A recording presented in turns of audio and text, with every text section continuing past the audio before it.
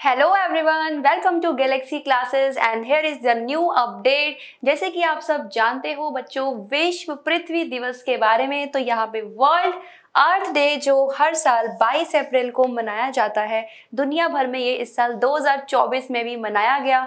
तो अलग अलग ऑर्गेनाइजेशंस हैं विश्व में जिन्होंने स्टेप्स लिए हैं, कुछ इनिशिएटिव्स हैं। हमारा जो क्लाइमेट चेंज, जलवायु परिवर्तन की जो समस्या है, इन्वायरमेंटल पोल्यूशन है, प्रदूषण है, प्लास्टिक वेस्ट की जो प्रॉब्लम है, जैसे कि आप देख सकते हो, तो इस साल जो है ना प्लास्टिक्स को एलिमिनेट करने के लिए ही कुछ इंपॉर्टेंट स्टेप्स लिए गए। और यहाँ पे जानेंगे अर्थ डे के बारे में, कैसे इसकी शुरुआत हुई थी और क्या रही है थीम। तो ये सारे अपडेट स्टूडेंट्स, ये जो इन्फॉर्मेशन हम आपसे शेयर करते हैं, ये आपके जनरल पॉइंट ऑफ व्यू और साथ में ही आपका जो एकेडमिक सेक्शन है, जो आपके एग्जामिनेशंस हैं, उसमें जीएस का जो करंट अफेयर वाला पोर्शन होता है, तो वहाँ से जो क्वेश्चंस आते हैं वो हम कवर करते हैं। तो रेगुलरली आपको फॉलो करना है और इसी तरीके से बने रहिए आप क्लास में। तो देखिए स्टूडेंट्स, आज हम जानेंगे अर्थ डे के बारे में। यहाँ पे आप पहले देखिए कि प्लास्टिक्स, जिसकी जो प्रॉब्लम है प्लास्टिक वेस्ट प्रोडक्शन में, इंडिया की अगर हम बात करें तो टॉप 3 में आता है। ठीक है, तो जो टॉप 3 में है चाइना, इंडिया, रशिया। यहाँ पे स्टूडेंट्स देखो, जो प्लास्टिक वेस्ट है वो एक बड़ी चुनौती बन गई है, राइट, क्योंकि वो नॉन बायोडिग्रेडेबल होता है, मिलियंस ऑफ ईयर्स लग जाते हैं। तो यहाँ पे अगर हम भारत की प्लास्टिक प्रोडक्शन की अगर बात करें ना, तो क्या दिया है, 8 kg पर पीपल पर ईयर। ठीक है, तो यहाँ पे जो कूड़ा जनरेट हो रहा है प्लास्टिक वेस्ट की अगर हम बात करें, तो उसको जनरेट करने में एक साल में अगर एक बंदा है, एक इंसान है, तो वो 8 किलो प्लास्टिक वेस्ट जनरेट कर रहा है, जो कि बहुत ही चुनौती वाली चीज है यहाँ पे। तो इसमें जरूरत क्या हो जाती है स्टूडेंट्स की इनोवेटिव सॉल्यूशंस हो, ऐसे कुछ हम जो है उपाय निकाल पाएं, कुछ प्रोडक्ट्स बना पाएं जो प्लास्टिक के लिए ऑल्टरनेटिव हो, जैसे कि बायोप्लास्टिक्स होती है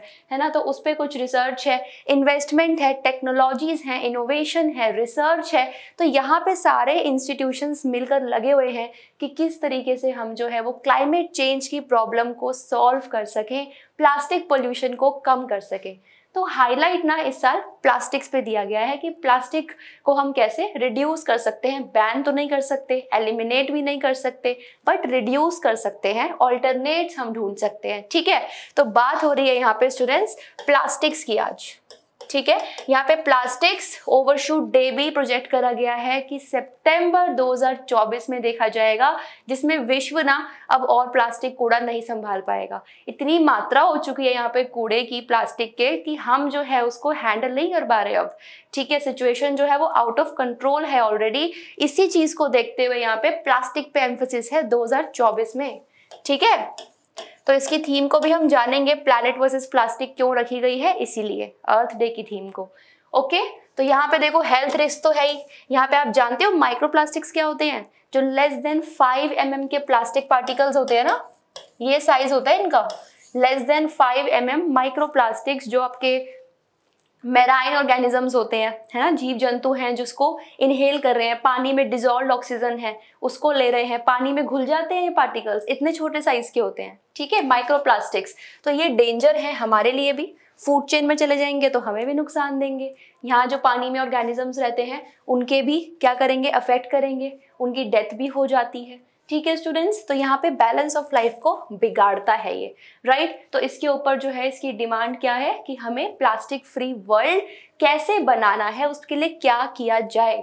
ओके, तो 60x40 क्या है ये, कि हमें 2040 तक क्या करना है, 2040 तक का इनिशिएटिव कि 60% हमें प्लास्टिक प्रोडक्शन को कम करना है। सिंगल यूज प्लास्टिक्स है, अगर आप बॉटल्स की बात करो, आप अपने जीवन को देखो ना, कितना प्लास्टिक से आप यूज कर रहे हो जीवन में, जो भी आपकी लाइफस्टाइल है, दिनचर्या के काम है, आप प्लास्टिक पे हेविली डिपेंडेंट हो, है ना। तो ये जो है आपको वर्ड बार बार मैं बोल बोल के ना इतना तो बता दूंगी कि प्लास्टिक बहुत ही ज्यादा जानलेवा होने वाला है, तो उसको हमें किस तरीके से स्टॉप करना है। तो आगे अगर हम ऑर्गेनाइजेशंस की बात करें कि वो क्या कर रहे हैं अपने लेवल पर, है ना, इसे कम करने के लिए, तो देखिए बच्चों, यहाँ पे एक अभी न्यूज आई थी भूटान में क्या किया गया है। अच्छा, ये सारे इनिशिएटिव्स पता है क्या है, अर्थ डे के रूप में ही, उसके पार्ट के रूप में, उसके भाग के रूप में यहाँ पे इनिशिएटिव्स लिए गए हैं प्लास्टिक्स को कम करने के लिए। और पूरी पृथ्वी जो है है ना, जलवायु परिवर्तन जो हो रहा है यानी क्लाइमेट चेंज की जो समस्या है उसको हम कैसे कम करें। ठीक है, कौन सी इशू है यहाँ पे, क्लाइमेट चेंज। तो आपको बार बार जो वर्ड दिखेगा यहाँ पे क्लाइमेट चेंज मिटिगेशन कैसे करें, क्या स्ट्रैटेजीज होनी चाहिए, है ना स्टूडेंट्स। तो यहाँ पे आप देखोगे कि देखो भूटान है, भूटान के प्राइम मिनिस्टर का नाम बताएंगे जरा मुझे कमेंट सेक्शन में फटाफट से। देखो सस्टेनेबल फाइनेंस दिया गया यहाँ पे, टाइगर जो बाघ है उनकी जनसंख्या है, ठीक है, या उनका जो कंजर्वेशन है कैसे हम उनको प्रोटेक्ट कर सकते हैं। तो टाइगर कंजर्वेशन के लिए इन्होंने अर्थ डे पे क्या करा है, $1 बिलियन तक का इन्वेस्टमेंट यहाँ पे इन्होंने रेज करे हैं, किसके लिए, टाइगर कंजर्वेशन के लिए, ठीक है, बाघ को प्रोटेक्ट करने के लिए। तो जिससे क्या होगा स्टूडेंट्स, फाइनेंसिंग अगर हम करेंगे इस पूरे इन्वायरमेंट सेक्टर में, इन्वायरमेंट और इकोलॉजी में या बायोडाइवर्सिटी में, तो क्या होगा ना कि पूरा जो इकोलॉजिकल बैलेंस है वो बना रहेगा। अगर हम बात करें टाइगर पॉपुलेशन इन इंडिया की, तो क्या आप बता सकते हो कि अभी एज पर 2022 और 2023 यहाँ पे क्या टाइगर पॉपुलेशन एग्जैक्ट कितने नंबर ऑफ टाइगर्स भारत में पाए जाते हैं, तो आप यहाँ पे बताओगे स्टूडेंट्स। तो ये भूटान का हम बात कर रहे हैं, ठीक है, प्राइम मिनिस्टर शेरिंग टोब्गे, और आप याद रखोगे यहाँ पे 3682 नंबर जो है वो टाइगर पॉपुलेशन का हो गया है, राइट। तो ये थोड़ा सा इंक्रीज देखा गया है 24% का, ठीक है, 2018 से अगर हम बात करें तो इंक्रीज भी हुआ है, टाइगर का कंजर्वेशन भी हो रहा है यहाँ पे, है ना, जो बाघ है। तो यहाँ पे भूटान का इनिशिएटिव अर्थ डे पे करा इन्होंने। एक तो ये बात हो गई, सस्टेनेबल फाइनेंस है ये कि हम जो है सस्टेनेबल डेवलपमेंट की तरफ जा रहे हैं। जानते हो क्या होती है सस्टेनेबल डेवलपमेंट, ठीक है। तो हम जो है आज रिसोर्सेज का जो यूज कर रहे हैं हमें उन्हें कंजर्व करना है फॉर आवर फ्यूचर जनरेशन, ठीक है। तो यहाँ पे देखो गोल्स भी है ना, SDG क्या होते हैं बच्चों, सस्टेनेबल डेवलपमेंट गोल्स होते हैं जो हमें 2030 तक पूरे करने हैं। ये टारगेट है यूनाइटेड नेशंस का, सभी देश जो है इसमें लगे हुए हैं। कितने गोल्स होते हैं, 17 SDGs होते हैं जिसमें अलग अलग क्राइटेरियाज लिए गए हैं।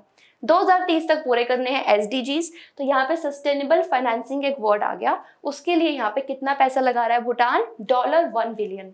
एक इनिशिएटिव भूटान का हो गया। इतनी केस स्टडी समझ आ गई आपको। हम स्टूडेंट्स यहाँ पे केस स्टडी पढ़ रहे हैं कि अर्थ डे को लेकर क्या क्या इनिशिएटिव्स लॉन्च करे गए हैं। अगर इतना समझ आता है तो अब जरा बात कर लेते हैं अपने भारत की। भारत में भी तो कुछ हो रहा है, भारत में भी इनोवेटिव चीजें होती हैं, R&D होती है। तो किसने करी है R&D और क्या बनाया है, देखो रिसेंट का ही न्यूज है, CSIR का, council of scientific and industrial research होता है ये, ठीक है। तो न्यू दिल्ली में इसके हेडक्वार्टर्स लोकेटेड है यहाँ पे, okay. And it is unveiling the India's largest climate clock. तो ये एक स्टार लगा लेंगे आप, किसने डेवलप करी है, ये आपके MCQ फॉर्मेट में एग्जाम्स में पूछा जा सकता है, इंपॉर्टेंट क्वेश्चन है, ठीक है। स्टार लगाना इस क्वेश्चन को। लार्जेस्ट क्लाइमेट क्लॉक यहाँ पे जो जलवायु घड़ी इन्होंने बनाई है, ठीक है, CSIR ने बनाई है, न्यू दिल्ली में ये लोकेटेड है। क्या करेगी ये घड़ी, क्लाइमेट चेंजेस में जो पैटर्न आ रहे हैं, ठीक है, हमारे पूरी पृथ्वी का ग्लोबल टेम्परेचर बढ़ रहा है, रेगुलरली बढ़ रहा है, कितना हो गया है 1.5 डिग्री सेल्सियस तो पहुंच चुका है, ठीक है। रिसेंटली एक वार्मिंग कॉन्टिनेंट था कि सबसे फास्ट वार्मिंग कॉन्टिनेंट कौन सा है, सबसे जल्दी जो गर्म हो रहा है, तेजी से गर्म हो रहा है, ठीक है। तो वो भी आपका एक MCQ बन सकता है, याद रखोगे यूरोप का नाम, ठीक है ना, यूरोप का नाम याद रखोगे। इसमें हम केस स्टडी पढ़ रहे हैं बच्चों, तो केस स्टडीज आपके एग्जाम्स में किस तरीके से क्वेश्चन पूछेंगे मैं आपको न्यूज का ही बता रही हूँ, current affairs, okay. Climate clock है यहाँ पे। तो स्टूडेंट्स एक होती है ग्लोबल वार्मिंग, है ना, ग्लोबल वार्मिंग है तभी तो ये टेम्परेचर जो है वो बढ़ रहा है रेगुलरली। ग्लोबल वार्मिंग की वजह से, ग्लोबल वार्मिंग कैसे होती है, ग्रीन हाउस गैसेस से, जिसमें कार्बन डाइऑक्साइड भी शामिल है। तो यहाँ पे ये क्या करेगा, कार्बन डाइऑक्साइड की जितनी मात्रा है, कितनी कंसंट्रेशन है ना, वो भी शो करेगी घड़ी, ठीक है, वो भी शो करेगी एमिशंस किस तरीके से हो रहे हैं, टेम्परेचर क्या यहाँ पे बढ़ रहा है, राइट। और यहाँ पे स्टूडेंट्स जो पैटर्न है, क्लाइमेट चेंज मिटिगेशन है और अर्थ डे है, तो इन सारी चीजों को मद्देनजर रखते हुए ये क्लाइमेट क्लॉक जो है दिल्ली में क्या हो जाती है, लार्जेस्ट। और क्या हुआ इसके अंदर, क्लाइमेट चेंज को इंस्टॉल करा गया और एक्टिवेट किया गया, किसके द्वारा, CSIR के द्वारा। तो इसको याद रखना स्टूडेंट्स, ये क्वेश्चन इंपॉर्टेंट है आपके लिए, ओके। तो यहाँ पे हम बात कर रहे हैं पोल्यूशन की, एमिशंस की, इन्वायरमेंट की, प्रोटेक्शन की, तो इसलिए ये सारी चीजें हैं, ठीक है। अब एक और देखोगे ऑर्गेनाइजेशन, NABARD है। NABARD क्या है, ये फाइनेंशियल इंस्टीट्यूशन है, ठीक है, national bank for agriculture and rural development, national bank for agriculture and rural development, इन्होंने अपना एक डॉक्यूमेंट निकाला है। वही देखो, जलवायु स्ट्रैटेजी, क्लाइमेट स्ट्रैटेजी, जिसमें क्लाइमेट चेंज 2030 का इन्होंने क्या करा है, एक डॉक्यूमेंट लॉन्च करा है। अब क्वेश्चन डायरेक्ट आएगा, भाई ये डॉक्यूमेंट रिसेंटली न्यूज में था, बताओ। तो स्टूडेंट्स ये सारे क्वेश्चंस ना हम डेली भी कवर करते हैं 9:30 बजे लाइव। अगर आप जानते हो कि हमारी करंट अफेयर्स की डेली क्लास होती है 9:30 बजे लाइव, मैं प्रिंशिला गांधी जुड़ती हूँ आपके साथ, तो आपको उसको ज्वाइन करना है सेशन को और अपने एमसीक्यू को प्रैक्टिस करना है आने वाले एग्जामिनेशंस के लिए, ठीक है, याद रखेंगे इसको। तो क्लाइमेट स्ट्रैटेजी का 2030 का किसका इनिशिएटिव है, नाबार्ड का ये डॉक्यूमेंट है, फाइनेंशियल इंस्टीट्यूशन है। क्या करता है ये, फाइनेंस तो करेगा, पैसे प्रोवाइड करना, क्रेडिट देना, किसके लिए, जैसे हम भूटान की बात कर रहे हैं, वो क्या कर रहा है, फाइनेंस कर रहा है, सस्टेनेबल फाइनेंस। सिमिलरली भारत में भी स्टूडेंट्स क्या हो रहा है, ग्रीन फाइनेंसिंग की बात हो रही है, सस्टेनेबल फाइनेंसिंग। अरे पैसा होगा, इन्वेस्टमेंट होगी तो ही तो इनोवेशन होगा ना। तो यहाँ पे गवर्नमेंट स्टार्टअप्स को प्रमोट कर रही है, R&D के ऊपर पैसे खर्च हो रहे हैं, गवर्नमेंट के इनिशिएटिव्स आ रहे हैं, ठीक है, डिफरेंट प्लेटफॉर्म्स पे। तो देखो इनका जो क्लाइमेट स्ट्रेटजी है, डॉक्यूमेंट है, अर्थ डे पे इन्होंने लॉन्च करा है ना। तो अर्थ डे से रिलेटेड पढ़ रहे हैं हम सारा, कुछ भी उसके बाहर नहीं है, ठीक है। इट्स जस्ट कि आपका एकेडमिक भी तो पता होना चाहिए। आप सारी बातें सुन रहे हो, पेपर में कुछ आए ना, क्या फायदा। पढ़ना है तो कुछ ऐसा पढ़ो कि काम भी तो आए आगे, जब भी तो मार्क्स भी तो आएंगे आपके। तो इंडिया जो है उसमें क्या है, अभी ग्रोइंग नीड है, हमें ग्रीन फाइनेंसिंग की तरफ बढ़ना है, इन्वेस्टमेंट की बहुत ज़रूरत है for a green sustainable nation, है ना स्टूडेंट्स। तो ये 3 देखो केस स्टडीज हमने आज कवर करी हैं, टू द पॉइंट वाली चीज़ें हैं, ठीक है।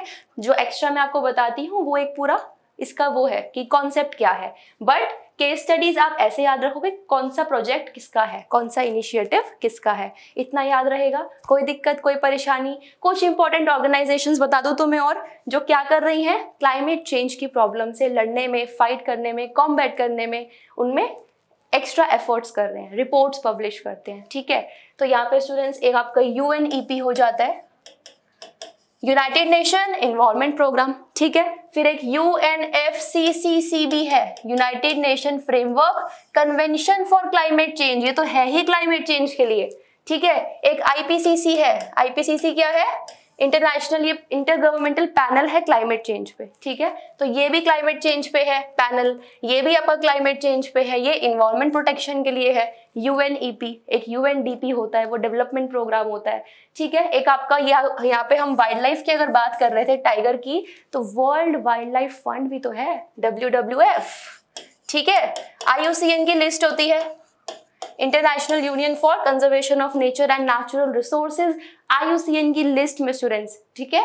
तो यहाँ पे सारी वाइल्ड लाइफ को लिस्टिंग करी गई है, जितने भी यहाँ पे स्पीशीज हैं। तो ये सारी ऑर्गेनाइजेशन रेगुलरली क्लाइमेट चेंज के लिए काम कर रही हैं, इन्वायरमेंट को प्रोटेक्ट कर रही हैं, ग्लोबल वार्मिंग से लड़ने के लिए भी इनके इनिशिएटिव्स रहते हैं, ठीक है। तो इतना आपको याद रखना है ये केस स्टडीज से। फिर हम लास्ट में जान लेते हैं स्टूडेंट्स थीम क्या थी अर्थ डे की। तो इस बार 2024 में प्लैनेट वर्सेस प्लास्टिक्स को याद रखोगे। जिस तरीके से मैंने आपको प्लास्टिक्स की इंपॉर्टेंस बताई है कि किस तरीके से प्लास्टिक को कम करना एकदम जरूरतमंद चीज बन गई है, ठीक है। तो थीम रही है प्लैनेट वर्सेस प्लास्टिक 2024 की, और 23 की क्या थी, इन्वेस्ट इन आवर प्लैनेट, ठीक है, इन्वेस्टमेंट करनी है। और अब हमें प्लास्टिक पे इन्वेस्टमेंट करनी है, प्लास्टिक का कैसे ऑल्टरनेट ढूंढे, ठीक है ना, क्लियर है इतना। तो addressing the plastic pollution and 60% reduction करना है हमें बाय 2040, जो मैं बता चुकी हूँ आपको, 60/40, 60 × 40 याद रखना इसको अर्थ डे से, ठीक है।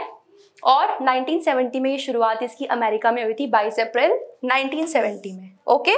तो ग्लोबल एक्शन है ये against the plastic pollution, alright.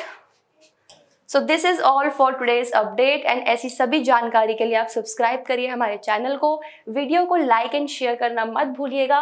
बाकी अपडेट्स के लिए आपको वीडियोस हमारी देखनी है, लिंक आपको डिस्क्रिप्शन में मिल जाएगा। रिसेंटली अभी ब्रह्मोस जो इंडिया ने डिलीवर करा है मिसाइल फिलीपींस को, तो वो अपडेट भी आपके एग्जाम्स के लिए इम्पॉर्टेंट है। हमने अलग अलग कैटेगरीज में मिसाइल्स कवर करी हैं उनकी रेंज के साथ, टेबुलर फॉर्म में, जो आपके एग्जाम्स के लिए इंपॉर्टेंट है। तो फॉलो करिए स्टूडेंट्स, देखिए इसको, and thanks for watching, have a nice day, मुस्कुराते रहिए।